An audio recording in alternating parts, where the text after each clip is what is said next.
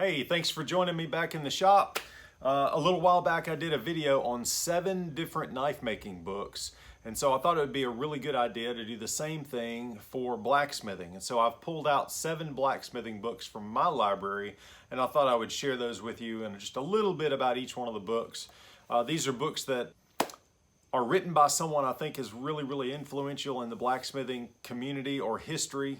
Or they just have great material in it that I have found helpful. So I'm just going to run through these books, and I'll put links down below for the title and the author and where you can find it. Some of these books are not in print anymore, but I think you can still find them if you look like on Amazon, used booksellers, or on like eBay. So again, I'll put links down below, but I'm going to jump right into it. So the first book, Elementary Forge Practice by Robert H. Harcourt. This is an old book. This is actually a reprint of a very old book.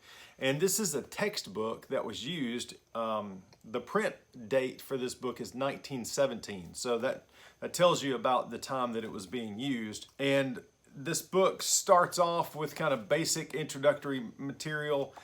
This would have been used for like an intro to blacksmithing or a blacksmithing 101 class for students going into like a trade school starting to learn to be blacksmiths. So it does elementary forge exercises like how to make an S-hook, how to do a scarf weld, just really basic things, but it steps through the basic tasks and moves to more difficult forgings throughout the book. And it even goes into using larger tools like trip hammers and power hammers and things in the back of the book. So anyway, Elementary Forge Practice. That's a neat book. It's not super big, but it's a good reference too. Now this next book is pretty popular. It's been widely read in blacksmithing circles for a long time. Everybody probably has a copy of this if you've been interested in blacksmithing, that is. And that is The Art of Blacksmithing by Alex W. Beeler. Again, this book has been around for a while. It's been reprinted a bunch of times. And you know, this book is not so much a how-to book that teaches you how to do something step by step, but this book introduces different tools or processes and kind of talks about the history or why they would have done things a certain way. You know, it's a bit more of a historical narrative about blacksmithing, and I really like it. If you're interested in blacksmithing, you'll enjoy reading that book too. So The Art of Blacksmithing by Alex W. Beeler is book number 2. So book number 3 is, well, it's a modern book, and it's called The Complete Modern Blacksmith by Alexander G. Weigers. This book, I think, this one is from 1997. So it's another book with a lot of pictures on the side, but it also has a lot of text talking about each section of the book. But really great drawings. And for me, I'm a very visual learner, so to be able to read about a particular process and then see handwritten drawings on the side that explains that further really helps. And so forging a pair of pliers, you know, it goes into all different kinds of topics. Just another book about blacksmithing and blacksmithing processes from a little bit more of a modern perspective. So anyway, The Complete Modern Blacksmith by Alexander G. Weigers. That's book number 1, 2, 3. So let's see, book number 4. Now we're getting into some different kinds of books. This is not really specific to blacksmithing, but this is a book that was recommended. I believe it was Jerry Fisk recommended this book online one day, and I rushed out and got it, and I'm really glad that I did. It's called Metal Techniques for Craftsmen by Appie Untracht. And this is not, again, it's not just blacksmithing. It does cover blacksmithing, but it covers a wide range of metalworking techniques across a wide range of cultures.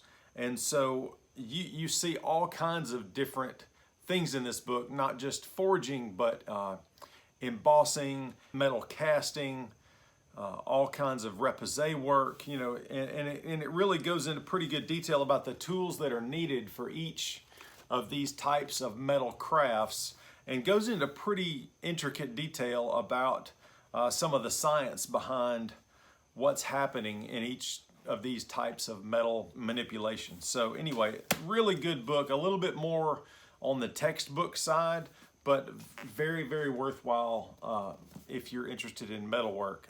Metal Techniques for Craftsmen by Appie Untracht. And again, I'm going to put a link for these down below. So that was book number 4. Book number 5. So again, I said I was a visual learner, and this book is all about drawings. That's pretty much all this book is. It's called Thomas Wilson's Ironwork Notebooks. And Thomas Wilson was a very famous blacksmith artist who was phenomenally talented in drawing ironwork. And so this is basically photocopies of his personal notebooks of all different kinds of ironwork. And it's a really, really great book if you're looking for some inspiration for scrolls or, you know, gates, or it's just almost too much to talk about in one video. You know, every page is completely full of his hand drawings of all different kinds of metalwork, and furniture, sconces, candle holders, you know, you name it. If it's a forged piece of metal, he's probably got some kind of a drawing about it. Look, an entire page, nothing but door knockers. So anyway, really, really great book to browse through for inspiration. Thomas Wilson's Ironwork Notebooks. It's called Inspiration from a Master. Great, great book.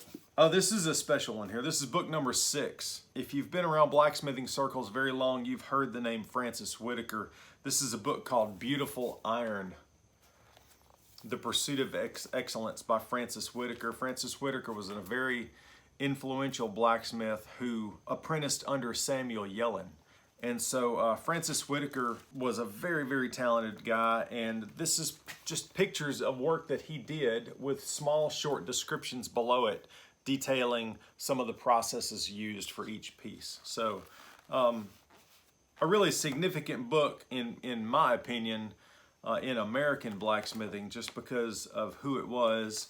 And personally, one of the guys I looked up to today a lot is Mr. Clay Spencer, and Clay Spencer worked with Francis Whitaker. So this book has a lot of meaning to me on different levels. So Beautiful Iron, The Pursuit of Excellence by Francis Whitaker.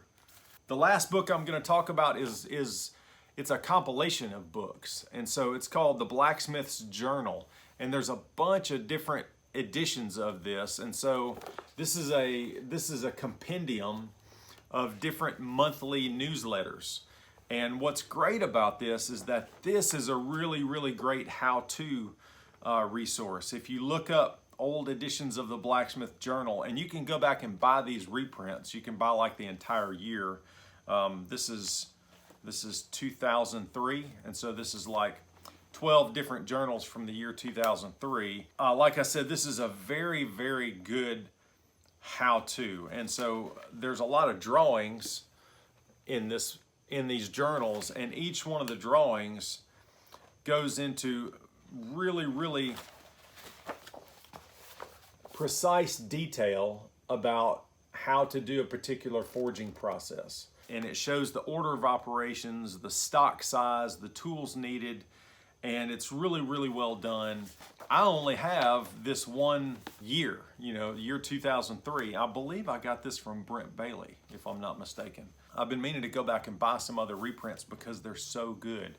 Just all different kinds of projects in here. Here's one about how to build a gas forge, a patio bench, and just an amazing amount of information in each one of these with really, really, really solid how-to detailed steps. So anyway, just a quick video to talk about 7 of the books that I think are really worthwhile. I highly recommend all these books. I'll put links below. And if you've got questions about these books, shoot them in the comments below and I'll do my best to answer. So anyway, hope this video helps. Have a good one. Thanks. Bye.